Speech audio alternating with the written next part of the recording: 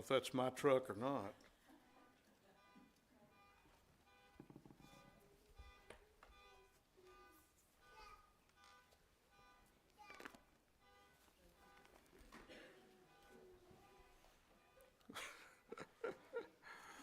Well, good morning. It's time for us to continue with the exercise this morning. If we can put that out of our mind long enough to focus, it'd probably be a good idea.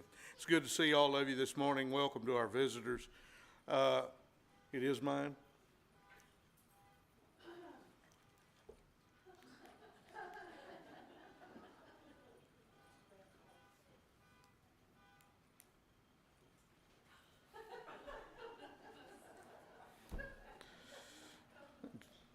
And to all of you on the internet who just witnessed that, my most sincere apologies. We are a well-oiled machine here at the Leon Valley Church. I am here this morning because Jason, our evangelist who normally stands before you, is at home sick today, and so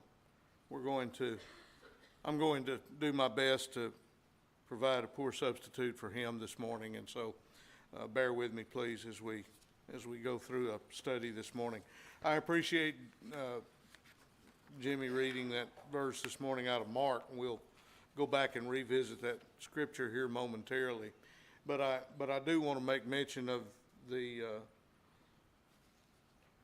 many of our number who are dealing with health issues right now. We're mindful of you and hope that if you're able to see us remotely this morning, that you know we love you and miss you, and hopefully we'll be able to see you again soon.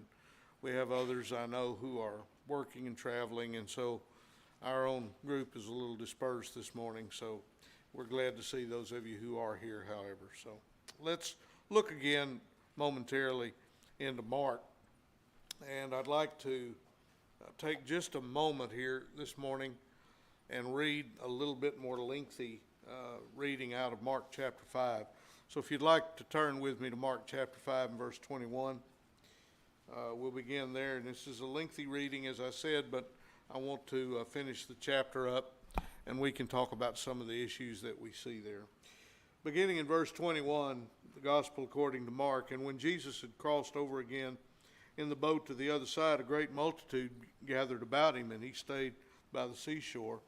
One of the synagogue officials named Jairus came up, and upon seeing him fell at his feet and entreated him earnestly, saying, "My little daughter is at the point of death. Please come and lay your hands on her, that she may get well and live." And he went off with him, and a great multitude was following him and pressing in on him. And a woman who had had a hemorrhage for 12 years and had endured much at the hands of many physicians, and had spent all that she had and was not helped at all, but rather had grown worse, after hearing about Jesus, came up in the crowd behind him and touched his cloak. For she thought, "If I just touch his garments, I shall get well." And immediately the flow of blood was dried up. She felt in her body that she was healed of her affliction. And immediately Jesus, perceiving in himself that the power proceeding from him had gone forth, turned around in the crowd and said, "Who touched my garments?" And his disciples said to them, "You see the multitude pressing in on you, and you say, 'Who touched me?'" And he looked around to see the woman who had done this, but the woman, fearing and trembling, aware of what had happened to her, came and fell down before him and told him the whole truth. And he said to her, "Daughter, your faith has made you well. Go in peace and be healed of your affliction." While he was still speaking, they came from the house of the synagogue official, saying, "Your daughter has died. Why trouble the teacher any more?" But Jesus, overhearing what was being spoken, said to the synagogue official, "Do not be afraid any longer, only believe." And he allowed no one to follow him except Peter and James and John, the brother of James. They came to the house of the synagogue official, and he beheld a commotion and people loudly weeping and wailing. And he entered in, he said to them, "Why make a commotion and weep? The child has not died, but is asleep." And they began laughing at him, but putting them all out, he took along the child's father and another and his own companions, and entered the room where the child was. And taking the child by the hand, he said to her, Talitha, come, which translated means, little girl, I say to you, arise. Immediately the girl rose and began to walk, for she was 12 years old, and immediately they were completely astounded. And he gave them strict orders that no one should know about this, and he said that something should be given her to eat. It goes on to say in chapter 6 that he began to teach in the synagogue. Many listeners were astounded, saying, where did this man get these things? And what is this wisdom given to him? And such miracles as performed by his hands.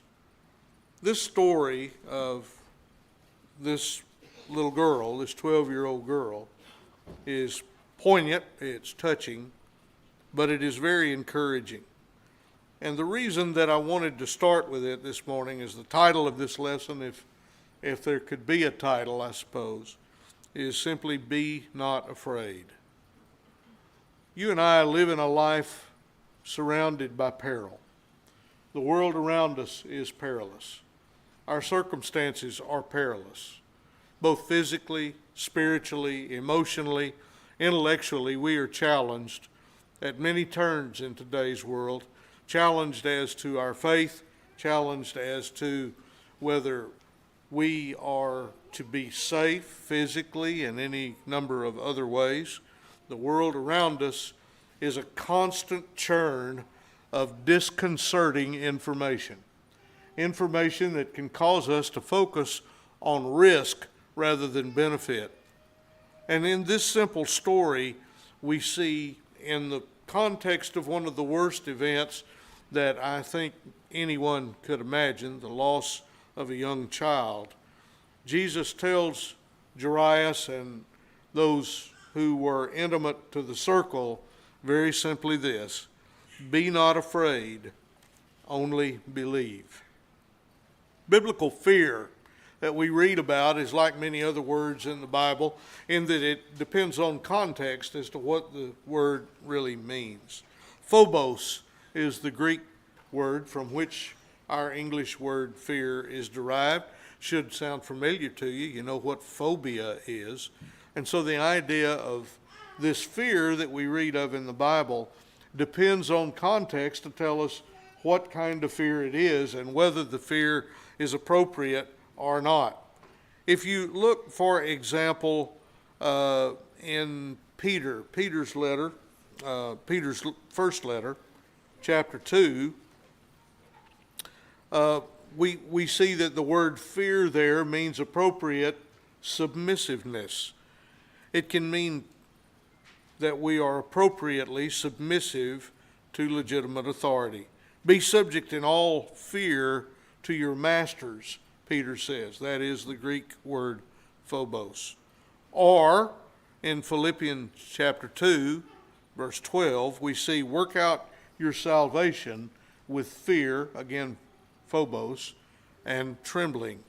That is an appropriate fear, a fear of legitimate authority, a fear to cause us to be subject to what God would have us to be. And in the Philippian reference, Paul is encouraging people to understand the necessity and the requirement to focus effort on your salvation with fear and trembling.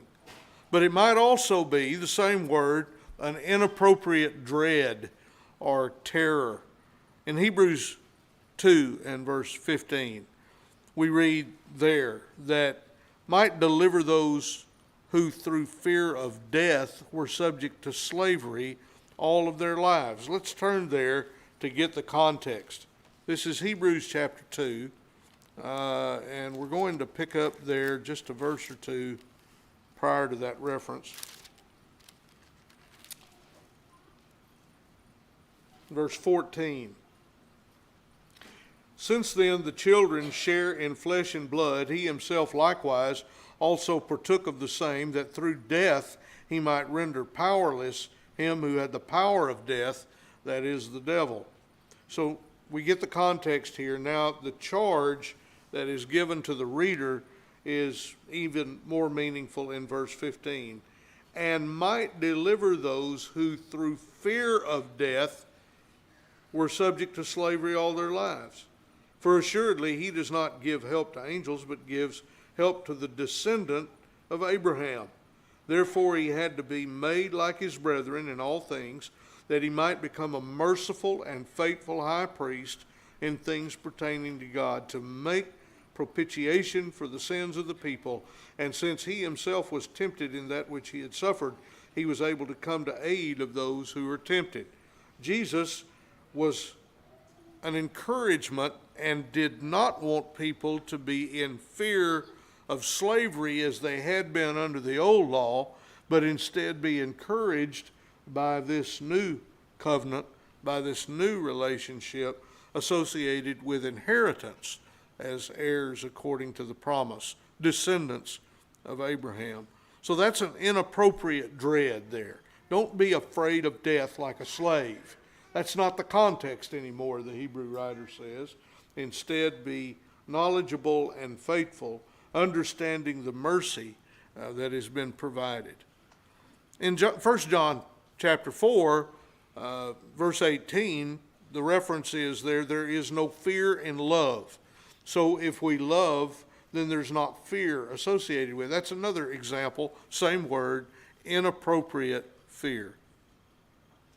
So we read in the story of the little girl, the synagogue official's daughter, that he was fearful.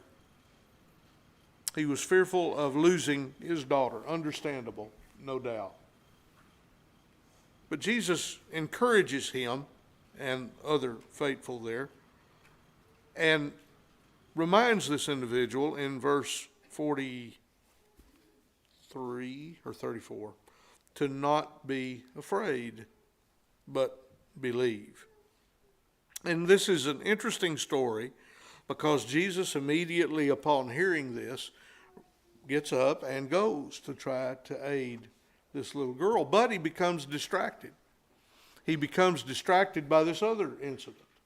And as a result of that, we see yet another individual benefited by Jesus and by the power that he had to heal.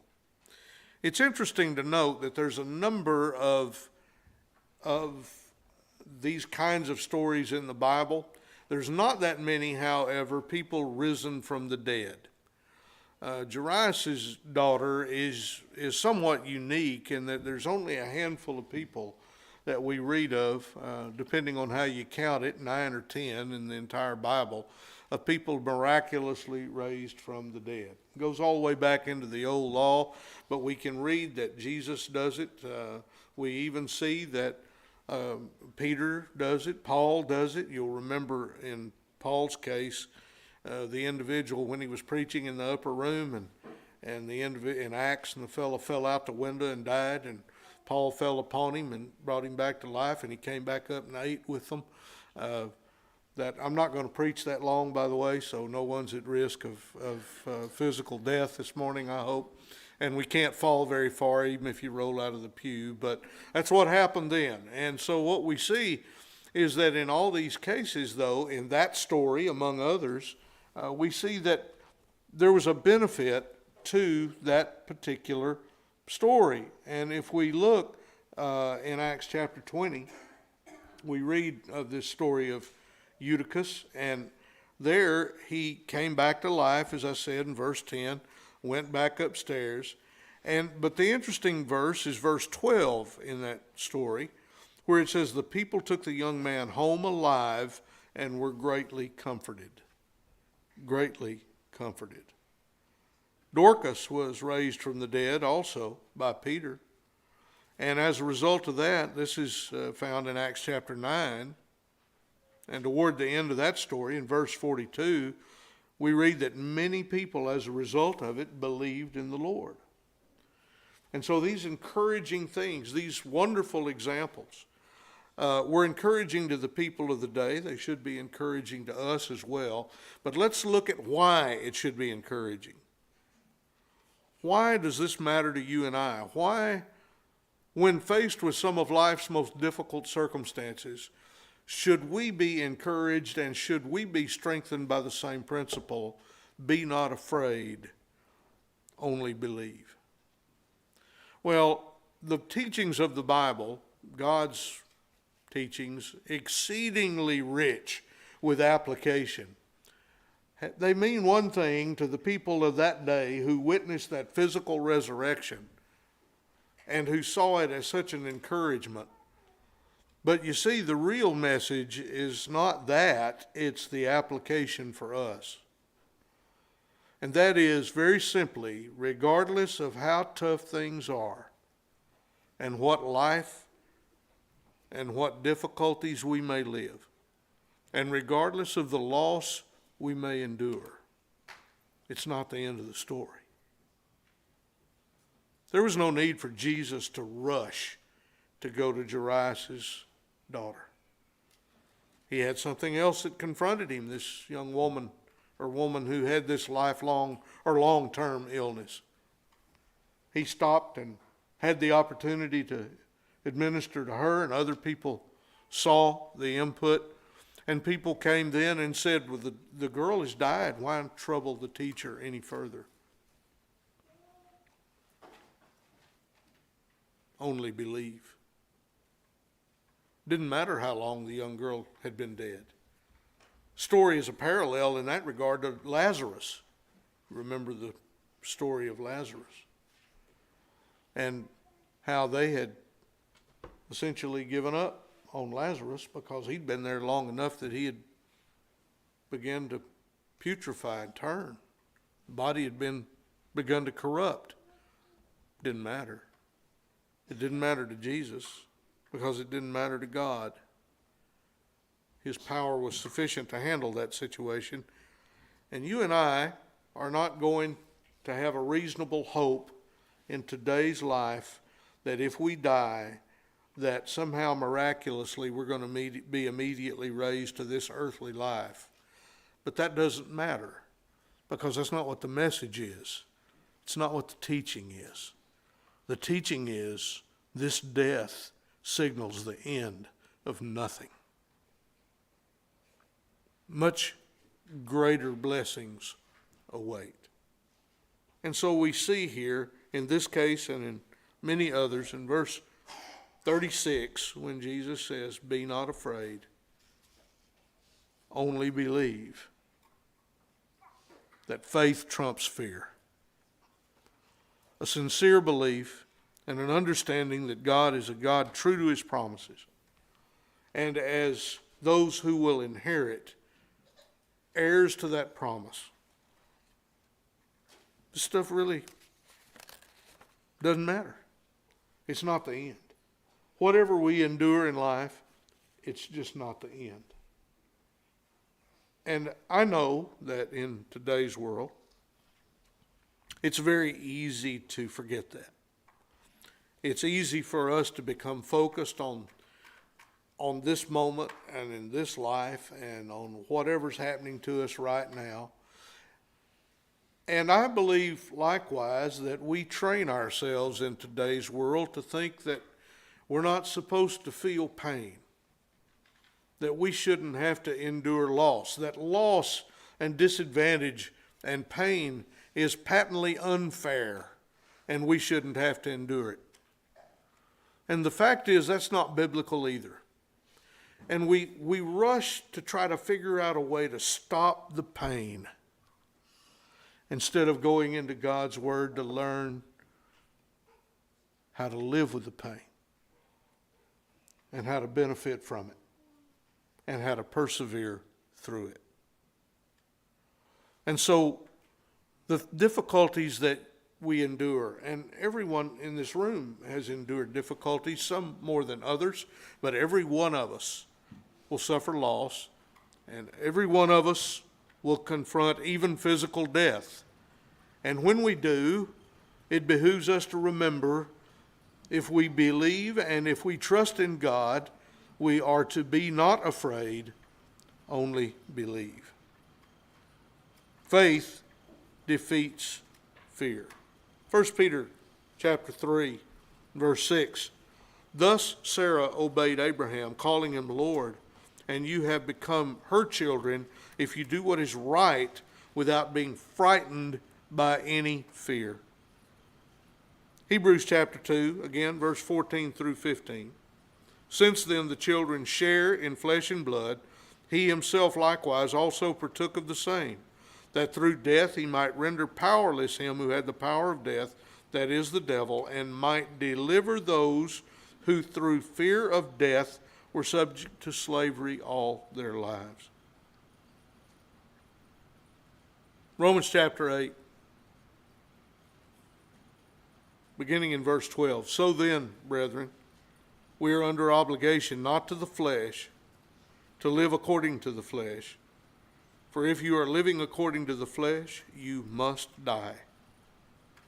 But if by the Spirit you are putting to death the deeds of the body, you will live. For all who are being led by the Spirit of God, these are the sons of God. For you have not received a spirit of slavery leading to fear again, but you have received a spirit of adoption of sons, as sons, by which we cry out, Abba, Father. The language here in Romans is reminiscent of what we just read in Hebrews chapter 2. Fear is a consequence of slavery. But as a spirit of adoption, we believe and have comfort.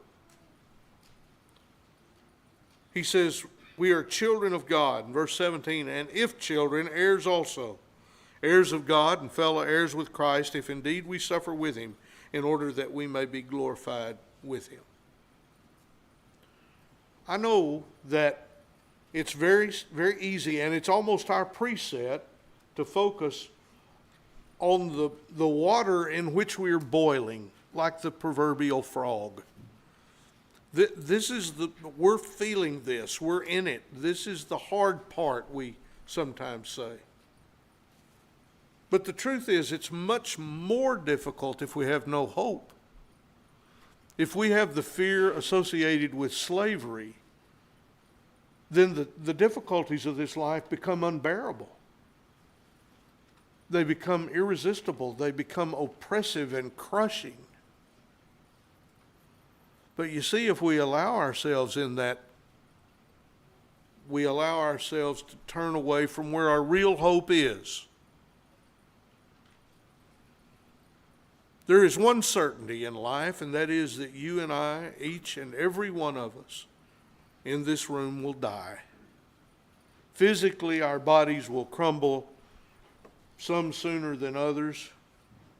If you're like me and you have beat your body mercilessly for all the years you've been on the earth, you probably shaved some time off of the end. But there's no guarantee associated with that, because it doesn't really matter. Because you and I have nothing guaranteed. We may not live to get back home from this assembly. We need to be ready.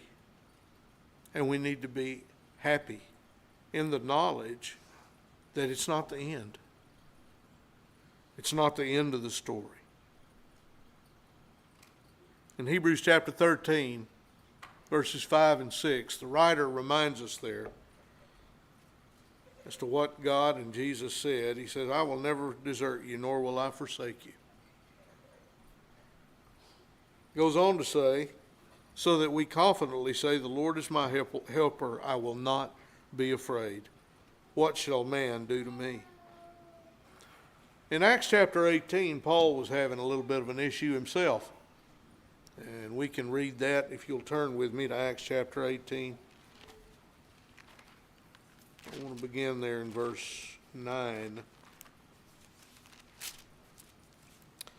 You know, Paul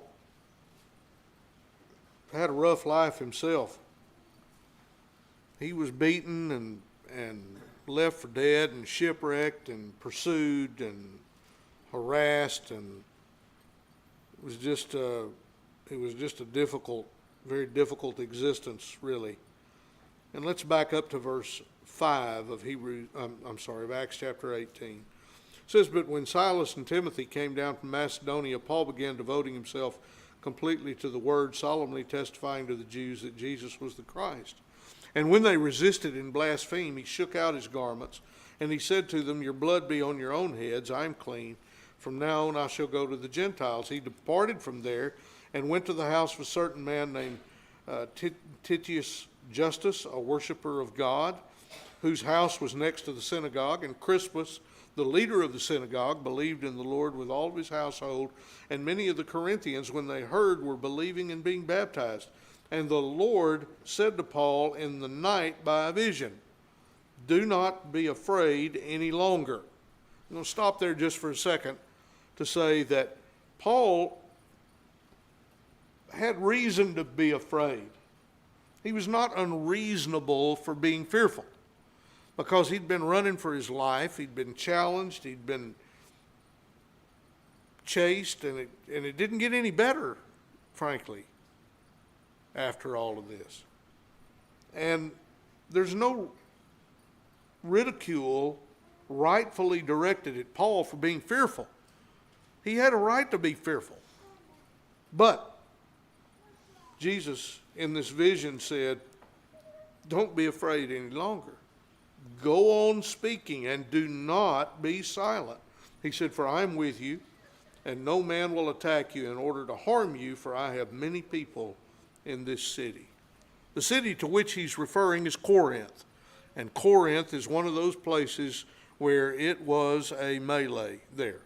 There were lots of people, lots of divided views of things. Even the church was struggling in Corinth, we read later, with division and conflict. And so it was a worldly city. There was a lot of things going on there, and it really wasn't a tremendous amount per capita of Jewish presence in Corinth. There was a synagogue, a lot of people, but there were much more worldly kind of influences in Corinth. And Paul is told here, "Don't be afraid any longer, because I have people in this city, and no one will come to hurt you." And if you'll recall, Paul stayed in Corinth for over a year and a half teaching. And look at the impact that he had. It's interesting through this and other stories like it that fear could have inhibited progress of the gospel. If Paul had succumbed to his fear and not been energized, he might have fled Corinth. And in doing so, that city might have been lost altogether. And all those individuals in the church there might have suffered not being taught or not having the strength to overcome the conflicts that arose in Corinth because of their trust and love for Paul. That trust and love they had developed over his year and a half stay there. If that not had been possible, what would have happened? We don't know. But what we do know is God did.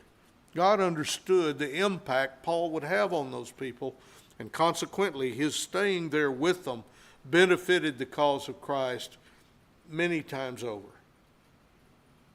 But fear could have paralyzed the whole thing. Could have derailed the whole plan. It's not like we haven't seen an example of that before, right? Have we not seen a certain preacher afraid to go to a place called Nineveh? And consequently, his own selfishness almost, or I won't say almost, God didn't allow it, but could have, had it been allowed, thwarted his entire effort in Nineveh. And yet, he went. Not a whole lot to his own credit, I would add, but he did go. And what happened to the city of Nineveh? They repented. Was it a long-term fix? I don't think so. But what you see is how fear can thwart God's plan. That's why it's unacceptable. It's why it's not appropriate. It's human nature, and we can understand it, but there's nothing heroic ever happens in the presence of fear. Cowardice. Heroic things happen when people overcome those fears, and when they lead a charge and set an example in the most difficult times of their lives as to what faithful Christians look like and how they act, what they say, and how their example can be so encouraging to others. It's interesting, I think, going back to the story of Jairus' daughter, how as Jesus goes there, he makes certain that the people who are around him are his faithful brethren. And they're the ones that see this. He pushes all of the naysayers out. As a matter of fact, we can go back into that reference in verse 40, and we see there that there's a word, the verb there, katagaleo. I'm sure that is nowhere near the Greek pronunciation. K-A-T-A-L-E, or K-A-T-A-G-E-L-A-O. This word is used really only in one or two places in the Bible, and it means to laugh and to ridicule. Those individuals there, the mockers that he pushed out, he ejected the scoffers, some translations may say. That word means to laugh, to ridicule. Those people have no party in this, you see. They didn't need to be present. They didn't even need to see it because they'd already made their decision as to what they believed and how they thought. They were ridiculing the power of God. They thought it was ridiculous. Why did they need to be a party to this? The people who needed to see it and the people who needed to benefit from it are the people who had an honest heart, who would see it and react in a positive way, not the ones that would dig their heels in and just reject everything about it. Jesus didn't let them be a party to it. There's a message in that, do you not think? Scoffers will have no part in the blessings that God will provide. They are not to be heirs according to the promise, not the spiritual offspring or descendants of Abraham. It's hard sometimes. It's hard to sometimes see people go through difficulties and sufferings. But do you understand that the world would tell us that it's just not fair, and therefore we have every right to be paralyzed by it? That's not biblical. There are no examples in the Bible of where God instructs his people to quake in fear in the face of the most difficult times in their lives. Every time you find examples of that, the charge is to rise up, be courageous. 1 Corinthians chapter 16, toward the middle of the chapter, down around verse 15, if my memory serves correctly, Paul entreats these same people in Corinth to be courageous. He says, stand up, act like men. Act like men. That's not a gender statement. It means act like a warrior. Be prepared to confront the issues because you have the greatest hope of all. Don't allow yourself to be pulled aside by the difficulties or by the fears associated with those difficulties. It's understandable. I've been fearful. You've been fearful. We're not immune to it. None of us are immune to it. And we look down the gaping maw of disaster and we personalize it and we think, this is bad. How do I deal with this? And the truth is, quite frankly, you may not be able to. There may be nothing you can do to change the context of the thing that's occurring. There may be nothing that you can affect except the way you think and feel about it. There may be nothing you can do to change the reality of the physical terms of the event, but you can change the way you feel. Tall order, you might say. Hard to do. I agree. But the truth be told, it's not the end of anything. And you see, if we dwell on those things, then we begin to see it as an end. This incident, this thing, this environment, this life, this whatever, that this is it. This is the totality of it. This is the end. And when we do that, we're looking inward instead of outward. We're looking into our own misery and our own difficulties as opposed to looking to the hope that's been promised the faithful. And the fact that this God who has made us heirs according to the promise spiritual offspring and descendants of Abraham, is true to his promises. And we don't have anything to fear. Because the only thing that awaits us is what awaits all of us. The timing, the context, that's all different. But the only thing that awaits us, the catastrophe that awaits us all. And we're not in control of it. But we are in control of how we will think and feel about that environment. So for you and I,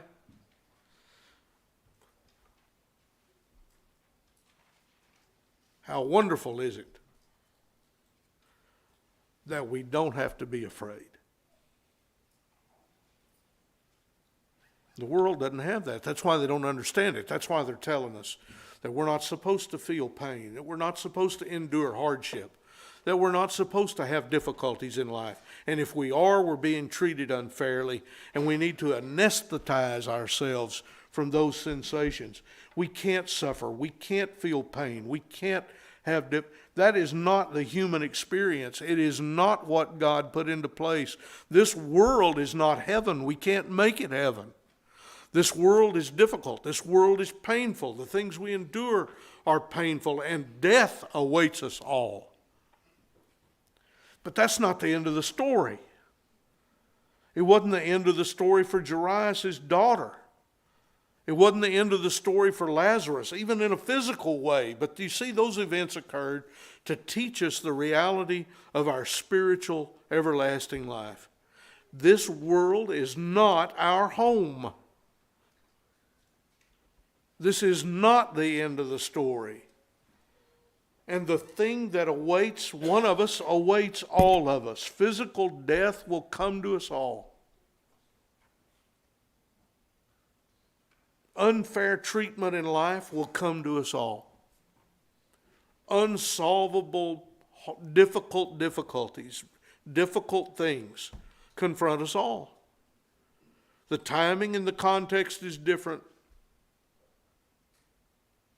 But we are universal in the end of this physical life is death. And getting there is not always easy. But it's not the end of the story. And if we succumb to that fear, we forget it. And what it really means is that in that moment, our faith wanes and we focus on ourselves. Predictable, understandable, absolutely. But you see, Christians look beyond something. We look to something completely different than that. We look to things different. We look to a time and a place where none of that matters anymore. We look to a time where all of the things we've been promised will be fulfilled. We look to a place in heaven where Jesus has gone to prepare, and it awaits those who remain faithful and who don't get scope locked on the miseries of today, no matter how difficult they are. Dread or fear is appropriate sometimes, but sometimes it can be inappropriate. And if it's inappropriate, it means we're looking inward instead of outward. We're looking downward instead of upward. We're focused on us, me, and not on what God has promised when this is over. I don't want to sound fatalistic, and I don't want to sound like that I'm unsympathetic in any way to anybody's difficulties and in any way the misery that sometimes can accompany this life. But what I am encouraging each of us to remember is that those miseries don't define us. They're not who we are. Who we are is what awaits us in heaven. And we can make excuses for our own downfall. We can say, oh, but you see, life is so hard, and that's why I'm not staying faithful to the Lord. It's the reason why I don't assemble regularly with the saints. It's the reason, because my life is harder than anybody else's. I'm the one going through this difficulty. I have a special license. I have special excuse because things are tough right now. Do you understand how hollow that really sounds? Not denying that anybody has to go through hardship, but that's when we get strong, not when we get weak. And we do that with the assistance of one another. I pray to God that if I go through difficulties like some of you have, that you will snatch me out of my own mind and put me back in the moment to remember why this life is so wonderful to begin with, because it finds our way to heaven. That's why. Don't let me stew in my own soup. Don't let me boil in my own water. Don't let me see myself as a victim. Don't let me give myself passage for doing what I know I need to do. Don't allow me to get weak when I need you for strength. That's what we should be praying for each other. Let's bolster one another. Let's become this high-performing team that we should be. Let's be strong in the pursuit of our faith. Let's see God as who He is, the righteous master of the universe, who is true to His promises. And let's not see ourselves as unique in the difficulties that we endure. Let's instead see an opportunity to remind ourselves what awaits the faithful. Because faith defeats fear.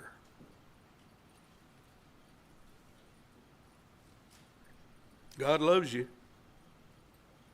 He's proven it. Now it's left to us to prove we love Him by believing what He said. And it's also incumbent on us to be reminded we need to love each other too, because this stuff gets hard. Sometimes it's just a long road and a tiring day. But rest is not at home in bed, you see. Rest isn't paradoxically among your brethren, either here on earth to begin or in heaven in the end. There is no rest separate from your brethren. You don't want to be around them now. Why would you want to be in heaven with them in eternity? We rest among each other, encouraged and strengthened. Let's don't miss the opportunities to do that very thing. God bless you. Stay the course. Persevere. I know some of you going through some tough times right now. We've got members that aren't here. We've got members that are here, struggling with significant testing health issues. We've got some that are overwhelmed, that are dog paddling right now just to kind of stay a little bit above water. We shouldn't expect them to try to dog paddle by themselves. Paul said in Galatians chapter 6, verses 1 and 2, that we're to bear one another's burdens. That's what he's talking about. A hand up is sometimes all we need. A spiritual encouragement, sometimes all we need. And sometimes it is what we need. And if we won't provide it for each other, who will? So let's work together. And let's do what we can, not to be encouraged, but to encourage others, that we might be pleasing before God and beneficial to one another. Thank you for being patient with me, because I need it.